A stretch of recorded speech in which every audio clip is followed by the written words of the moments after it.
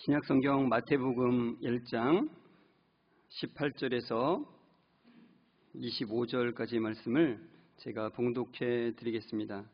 예수 그리스도의 나심은 이러하니라. 그의 어머니 마리아가 요셉과 약혼하고 동거하기 전에 성령으로 잉태된 것이 나타나더니 그의 남편 요셉은 의로운 사람이라 그를 드러내지 아니하고 가만히 끊고자 하여 이 일을 생각할 때에 주의 사자가 현몽하여 이르되 다윗의 자손 요셉아 내 아내 마리아 데려오기를 무서워하지 말라. 그에게 잉태된 자는 성령으로 된 것이라. 아들을 낳으리니 이름을 예수라 하라. 이는 그가 자기 백성을 그들의 죄에서 구원할 자이심이라 하니라. 이 모든 일이 된 것은 주께서 선지자로 하신 말씀을 이루려 하심이니 이르시되 보라 처녀가 잉태하여 아들을 낳을 것이요 그의 이름은 임마누엘이라 하리라 하셨으니 이를 번역한즉 하나님이 우리와 함께 계시다 함이라. 요셉이 잠에서 깨어 일어나 주의 사자의 분부대로 행하여 그의 아내를 데려왔으나 아들을 낳기까지 동침하지 아니하더니 낳음에 이름을 예수라 하니라. 아멘. 우리 옆 사람과 인사하겠습니다. 성도님 말씀에 은혜 되세요. 이렇게 인사합니다. 네, 말씀에 커다란 은혜가 되시기를 주의 이름으로 축원합니다. 오늘 본문 말씀은 보통 성탄절에 많이 다루는 본문이죠. 오늘 본문을 자세히 보시면은 마리아의 약혼자 요셉이 엄청난 혼란에 빠지게 됩니다.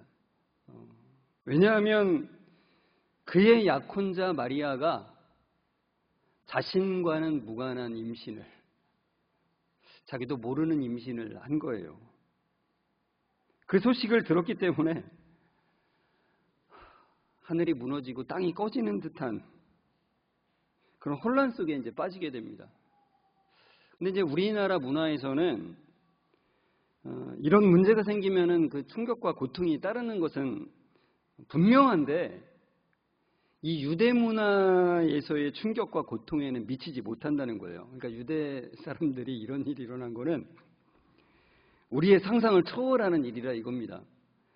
왜냐하면 유대 문화에서는 이 약혼이라는 거는 실제적인 결혼과 똑같기 때문에 그래요.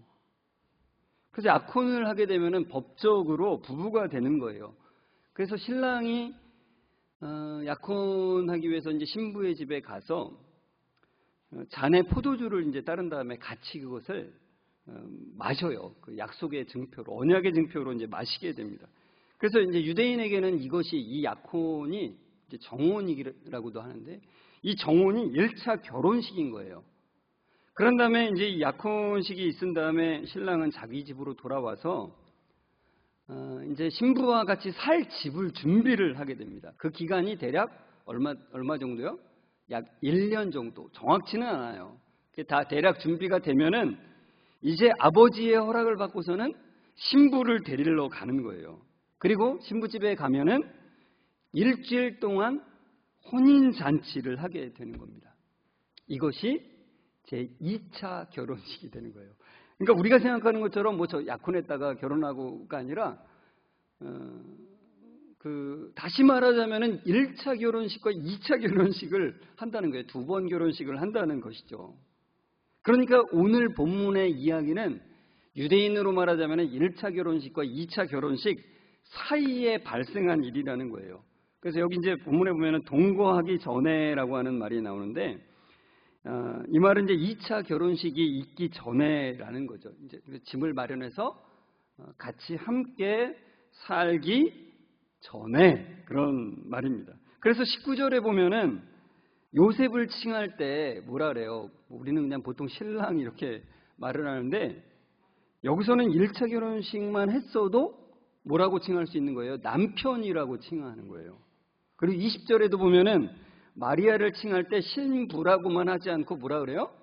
아내라고 이제 말하는 거예요. 그러니까 1차적인 그 약혼식, 그러니까 1차 결혼식만 해도 법적으로 분명한 부부라는 거죠. 그래서 약혼만 해도 남편 그리고 아내라고 칭하게 되는 것입니다. 오늘 본문에 보시면 이제 요셉은 의로운 사람이라고 나오잖아요. 이 의로운 사람이라고 하는 말은 하나님의 율법을 따라 살고자 하는 경건한 사람이라고 하는 뜻입니다. 요셉이 만약에 율법대로 처리해야 된다라고 하면서 이 마리아가 자신이 알지 못하는 임신을 한 것에 대해서 다른 사람들에게 알리게 되면 마리아는 어떻게 되냐면 율법에 의해서 돌에 맞아서 죽어야 됩니다. 또는 요셉이 그냥 마리아의 허물을 덮겠다고 해서 그냥 2차 결혼식을 하고 그리고 마리아를 데려오는 것을 감행을 한다면 그는 평생 율법적으로 보자면은 남의 아내와 살게 되는 거고요. 그리고 남의 자식과 함께 살게 되는 거예요. 그러니 얼마나 이 커다란 이게 딜레마에 빠진 겁니까?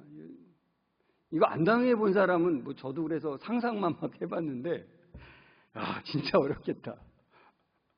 여러분도 한번 가만히 생각해 보십시오. 이거 얼마나 어려운 일입니까? 이 일이.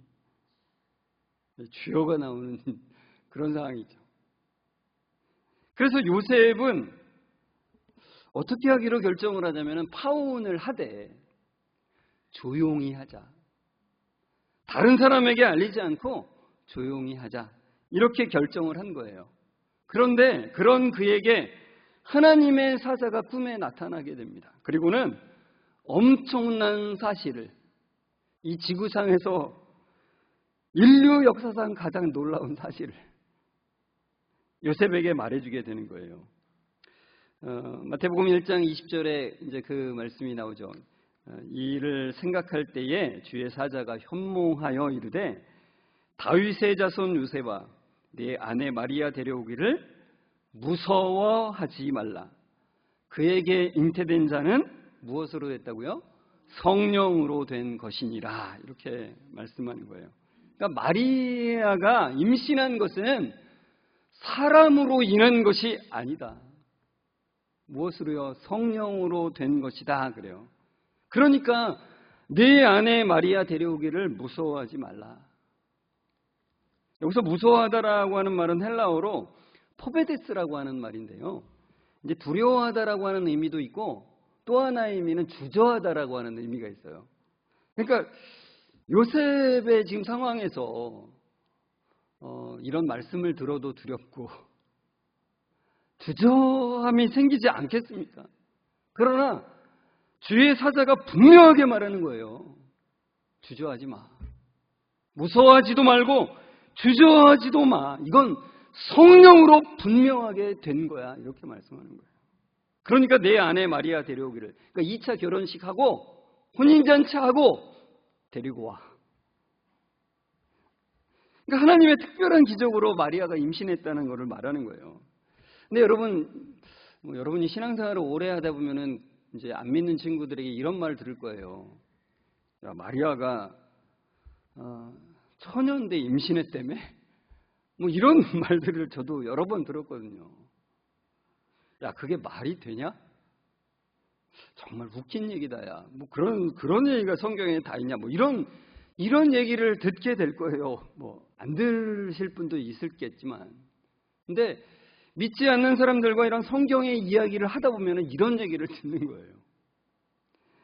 어제 우리가 이제 월삭기도회에서 같이 봤던 말씀 중에 고린도전서 2장 14절이 있어요. 우리 같이 한번 읽어볼까요?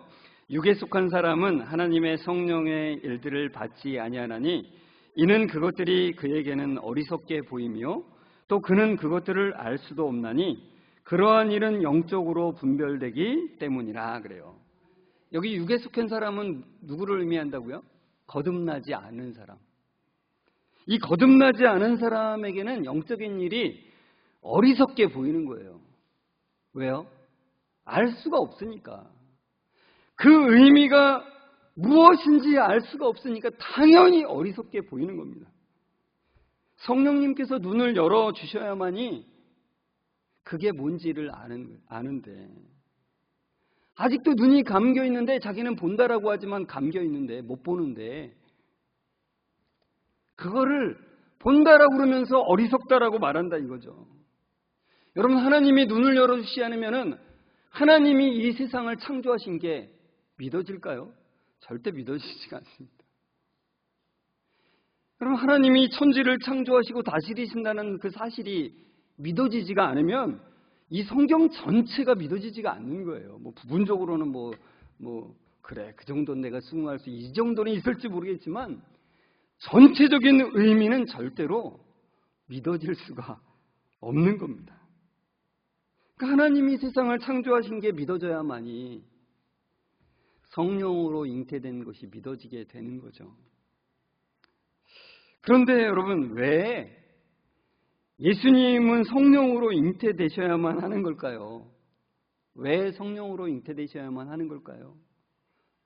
창세기 3장 15절에 이렇게 돼 있죠. 내가 너로 여자와 원수가 되게 하고 내 후손도 여자의 후손과 원수가 되게 하리니 여자의 후손은 내 머리를 상하게 할 것이요 너는 그의 발꿈치를 상하게 할 것이니라 하시고 그래요.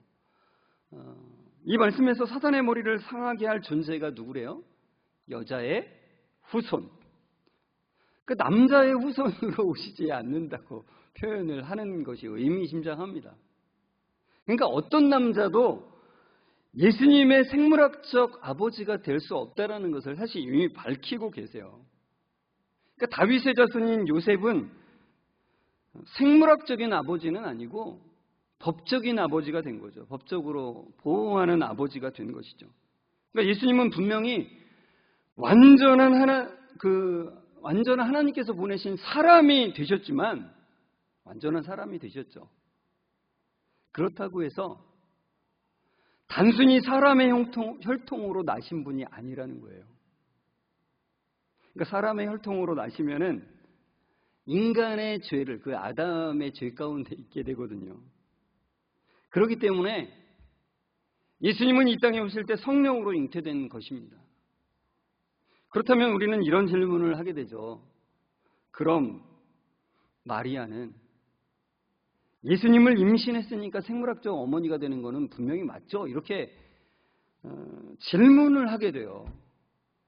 그래서 우리가 이제 잘 알듯이 캐톨릭에서는 마리아가 하나님의 어머니니까 어떻게 마리아를 대합니까? 거의 신적으로 숭배를 하죠. 하나님의 어머니니까. 완전하게 그 마리아를 생각을 하고 마리아에게 기도를 하기까지 하죠. 그러나 그것은 이 하나님의 말씀을 인간적으로 생각하는 거예요. 인간적으로 풀고 인간적으로 바라보는 것이죠. 마태복음 1장 21절에 이렇게 되어 있습니다. 아들을 낳으리니 그 이름을 예수라 하라. 이는 그가 자기 백성을 그들의 죄에서 구원할 자심이니라. 그러죠. 예수님은 이 땅에 오신 목적이 그의 백성을 죄에서 구원할 자이세요.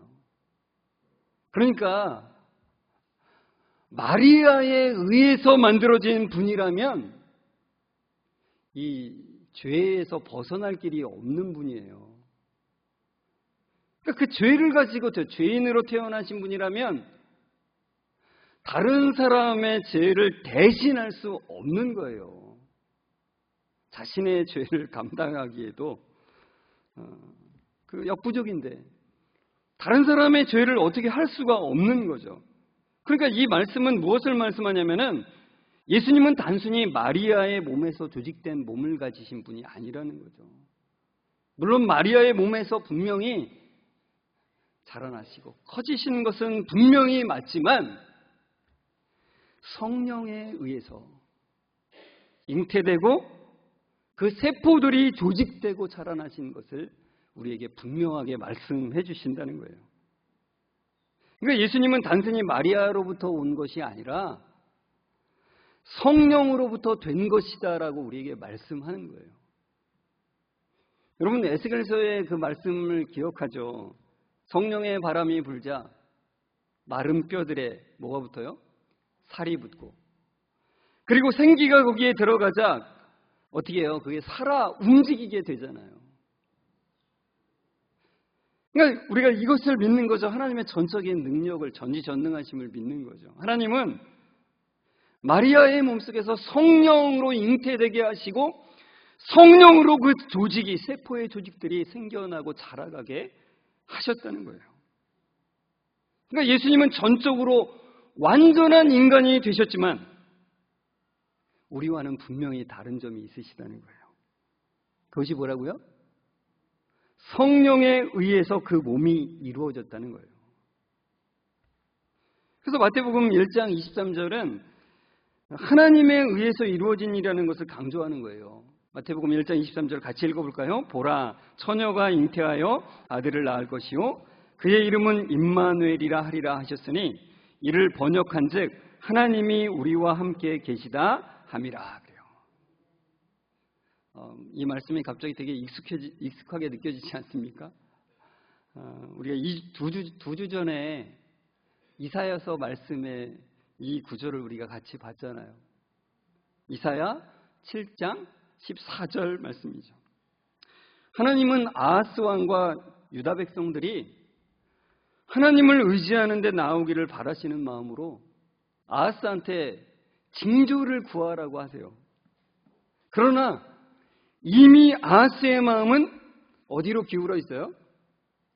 아수르 제국을 의지하는데 이미 마음이 기울어져 있어요. 그래서 아하스 왕은 하나님의 제안을 거절을 합니다. 어떤 명목으로요?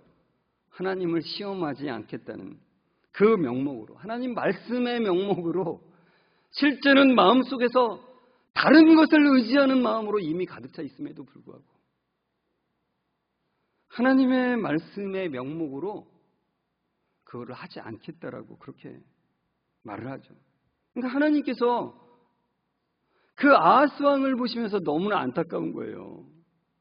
하나님이 은혜를 베푸시는데도 불구하고 여전히 눈에 보이는 것을 의지하는 아하스를 보시면서 그를 불쌍히 여기시고 자기 생각으로 똘똘 뭉쳐있는 그 인간들을 불쌍히 여기시면서 친히 놀라운 징조를 주시죠. 그 구원할 징조를 주신 것이 바로 이 말씀이에요. 이사야 7장 14절. 그러므로 주께서 친히 징조를 너희에게 주실 것이라. 보라, 처녀가 잉태하여 아들을 낳을 것이요 그의 이름을 임마누엘이라 하리라. 여러분, 예수님은 이것 때문에 오셨습니다. 인간은 하나님으로부터 독립선언을 했어요. 나 스스로 잘 살 수 있다라고 독립선언을 한 거예요. 그런 인간에게 하나님께서 함께 하심의 선언이 이루어지게 하시기 위해서 예수 그리스도께서 이 땅에 오셨다는 거예요. 그 함께 계신다는 것은 단순히 야 내가 너희들하고 함께 있어줄게 이런 정도의 차원의 수준이 아니라 하나님이 함께 하신다라고 하는 그 임마누엘의 의미는 구원을 이루신다라고 하는 의미예요. 그러니까 마태복음 1장 21절의 이 말씀, 이 죄에서 구원하신다라고 하는 이 말씀을 하시는데 이 죄라는 것은 하나님의 그 사랑 가운데서 독립선언을 한 것을 말하는 거예요. 죄는 자기 중심성이죠. 그러니까 호세아 6장 7절의 말씀처럼 하나님과의 언약을 깨트리고 반역을 한 거예요. 반역. 창조주 하나님이 계시는데 자기 스스로가 하나님의 자리에 오른 거예요. 자기 스스로가 하나님과 같이 된 거예요. 얼마 전에 어느 분과 대화하다가 제가 이제 이런 질문을 했어요. 성경은 우리가 율법을 지키면 구원을 얻는다고 말씀하나요? 이렇게 질문을 드렸어요. 그랬더니 그분이 대답하기를 이렇게 대답을 해요. 잘 들어보세요. 구약적 입장이냐 신약적 입장이냐에 따라 다르죠. 이렇게 대답을 하는 거예요. 그러니까 이 말이 무슨 말이냐면은 구약은 율법을 지켜서 구원받는다라고 말씀하고 신약은 은혜로 구원을 받는다라고 말씀한다는 거죠. 그래서 제가 신약 성경을 보여드렸어요. 신약 성경에도 그게 나온다고. 신약 성경 누가복음 10장 말씀을 보여드렸는데요. 누가복음 10장 25절에서 27절에 이런 말씀이 있죠. 율법학자가 예수님께 물어요. 뭐라고요? 내가 무엇을 하여야 영생을 얻으리까? 라고 물어요. 그때 예수님이 너는 율법에 무엇라고 기록되어 있다고 내가 읽고 있냐고 물어봐요. 그때 그가 이제 대답하기를 내 마음을 다하며 목숨을 다하며 힘을 다하며 뜻을 다하여 주 너희 하나님을 사랑하고 또한 내 이웃을 내 자신같이 사랑하라 하였나이다. 그러니까 예수님이 말씀하시는 것을 너무나 잘 대답을 했죠. 율법이 의도하는 바가 무엇인지를 너무나 분명하게 잘 대답을 했죠. 율법은 바로 하나님을 사랑하고 이웃을 사랑하는 거예요. 그때 예수님께서 뭐라고 이제 대답을 하시냐면 이 말씀이 되게 중요한데요. 내 대답이 옳도다. 이를 행하라. 그러면 살리라라고 말씀하시는 거예요. 그러니까 영생의 길을 물었는데 그 율법학자에게 예수님은 우리의 예상을 뛰어넘는 대답을 하세요. 율법을 행하라. 그러면 살리라. 율법을 지켜.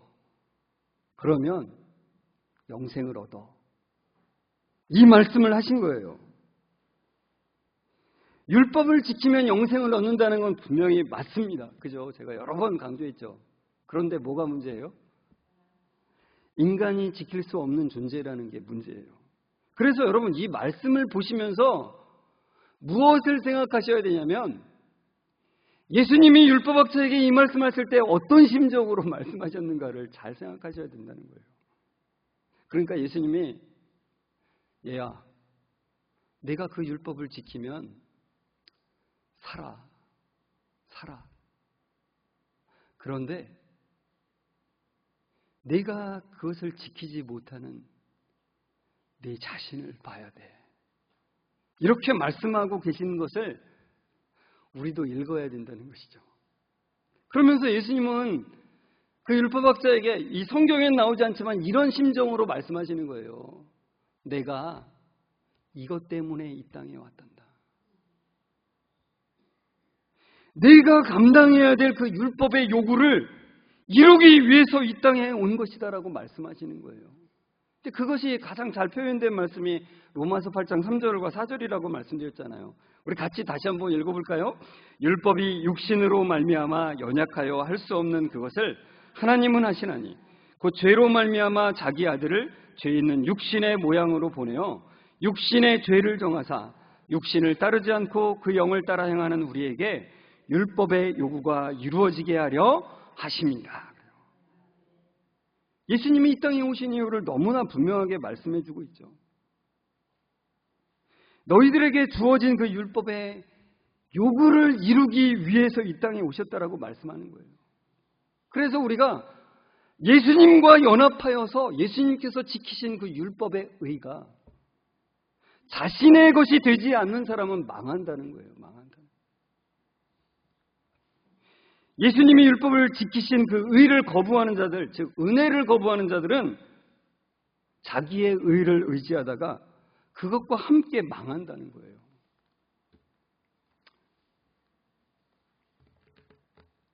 여러분 마태복음 1장 22절에 이렇게 돼 있잖아요. 이 모든 일이 된 것은 주께서 선지자로 하신 말씀을 이루려 하심이니라고 말씀해요. 여러분 예수님이 오신 것은 하나님의 구원 계획 가운데서 이루어진 것입니다. 그냥 우연히 이루어진 것도 아니고 인간이 죄를 지어서 아이고 어떻게 하지 하다가 이렇게 해야지 이렇게 해서 하나님이 보내신 것도 아니고 오늘 말씀을 통해서 분명히 우리는 알 수 있잖아요. 하나님의 약속대로 오셨다는 것을. 예수님이 오시기 전, 이사야가 예수님 오시기 전 몇 년 전이에요? 700년 전이에요. 그 700년 전에 이사야를 통해서 그 주신 그 약속대로 오셨다는 거예요. 그런데 그 700년보다 더 이전에 태초부터 하나님은 인간을 구원하시기 위한 그 계획을 가지시고 그 계획을 이루어 오셨다는 것입니다. 하나님은 구약이든 신약이든 동일한 은혜로 사람을 구원하세요. 신약 사람들만 구원하기 위해서 예수님이 오신 것이 아니라 구약 시대에도 동일하게 구원하러 오신 거예요. 제가 시편으로 논문을 썼잖아요. 그래서 다윗이 고백한 것들을 참 많이 보게 됐는데, 연구하게 됐는데, 예수님보다 1000년 전의 사람인 이 다윗이 1000년 후에 오실 그 예수님을 바라봐요. 시편에 그런 것들이 참 많이 나와요. 그래서 다윗은 예수 그리스도를, 그 메시아를 바라보면서 은혜라고 하는 원리를 발견하고 그 안에서 구원받았고 그 안에서 자신이 변화되어 가는 것을 고백을 해요. 시편에 참 많이 나옵니다. 여러분, 구약 백성이든 신약 백성이든 동일하게 예수님이 율법을 이루심을 의지하고 구원받았고 그 은혜 안에서 성화되어 가는 것을 경험하는 것입니다. 성도 여러분, 예수님이 하나님의 구원의 계획 가운데서 오셨다는 것이, 그 약속대로 오셨다는 것이 우리는 중요하다는 건 너무 잘 알죠. 아, 그래, 중요해. 좀 중요해. 이 정도가 아니라 예수님이 약속대로 오셨다는 것이 우리의 마음을 휘감고 우리의 삶을 바꾸는 그 놀라운 역사가 여러분의 삶에 계속해서 나타나기를 주의 이름으로 축원합니다. 우리 함께 찬송가 105장 찬송 부르시는데요. 가사가 이렇게 되어 있습니다. 1절에 오랫동안 기다리던 주님 강림하셔서 죄에 매인 백성들을 자유 얻게 하시네. 주는 우리 소망이요 힘과 위로 되시니 오래 기다리던 백성 많은 복을 받겠네. 이 고백이 우리의 고백이 되기를 간절히 소망하는 마음으로 주님이 우리를 위해서 베푸신 그 사랑을 생각하며 구원의 놀라운 그 은혜를 생각하면서 우리 같이 함께 간절히 찬송했으면 좋겠습니다.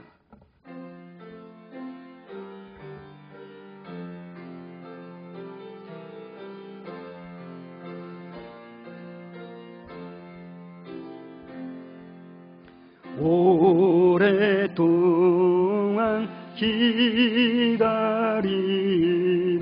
주님 강림하셔서